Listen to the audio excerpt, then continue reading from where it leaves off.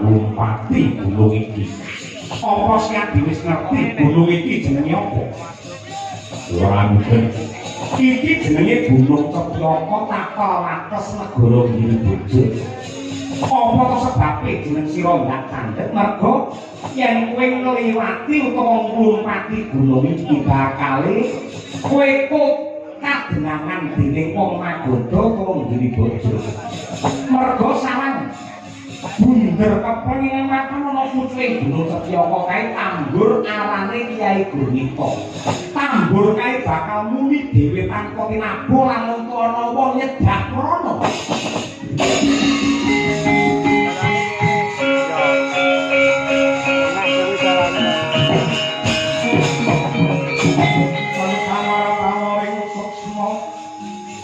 Sinok semaya winarya ing asepi simpen plenging kabu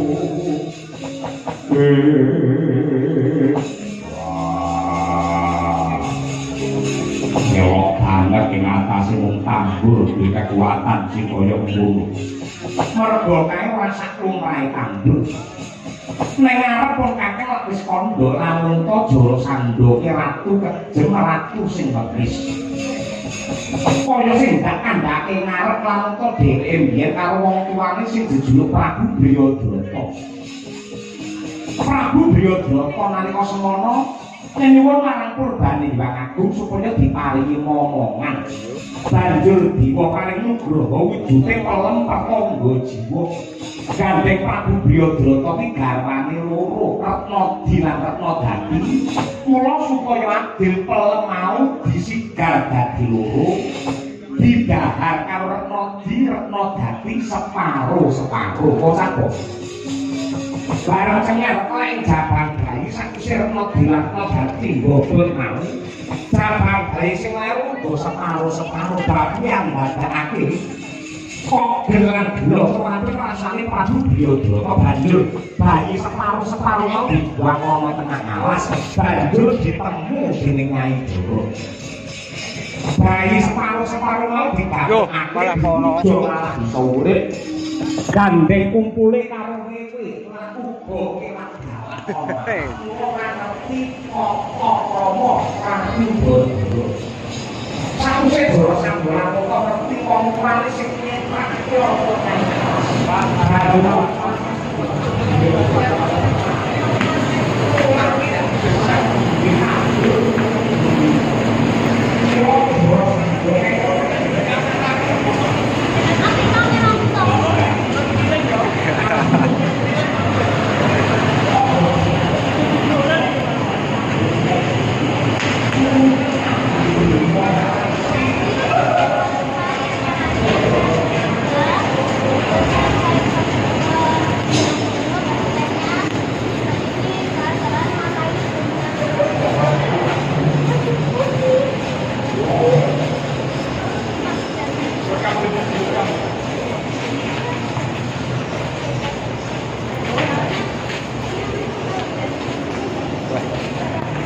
seperti ini lur, pulangannya Mbak Niken Salindri lur.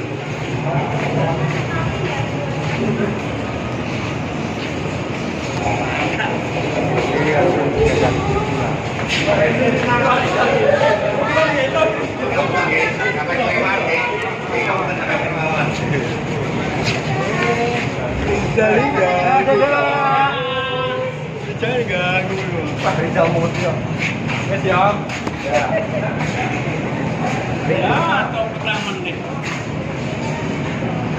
Lumayan. Kurang menit kan tambah juga sih. Makasih Pak. Aliran sudah jangan sampai.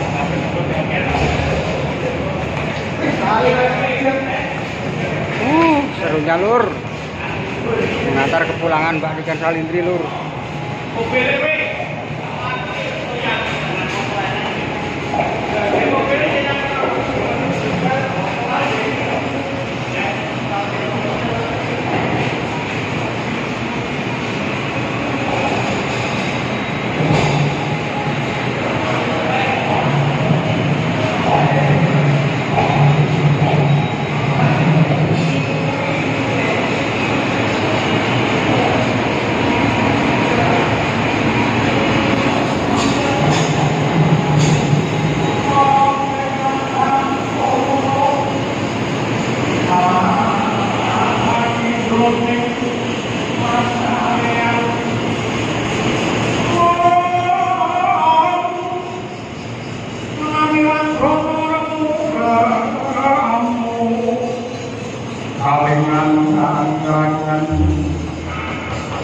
ini mobilnya lur. Ini mobilnya Mbak Niken Salindri ini.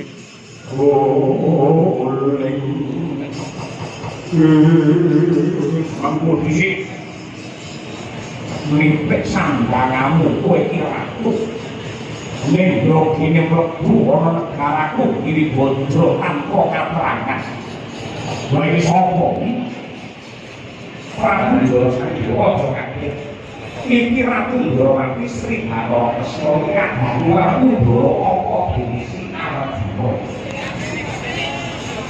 banjur ana wikati apa kowe mlebu ana negaraku Prabu Ndorowati aku titahi Gusti ingkang ditandur ana alam padang supaya nderekake kabeh para umat rumangsa marang rahayune bumi sak isine kanthi nyebarake rasa asih lan uga katresnan adil dasar kautaman kowe ora perlu dongeng kabeh menungso wis ngerti yen urip ana donya iki supaya ngajak marang kalahayu yen pancen kaya mengkono ya dene wengis kang dadi tumindakmu ketitik kowe mundur ratu sing cacahe 97 bakal ndok pateni apa mataku kang kaya mengkono kuwi ngajak marang kalahayu dosa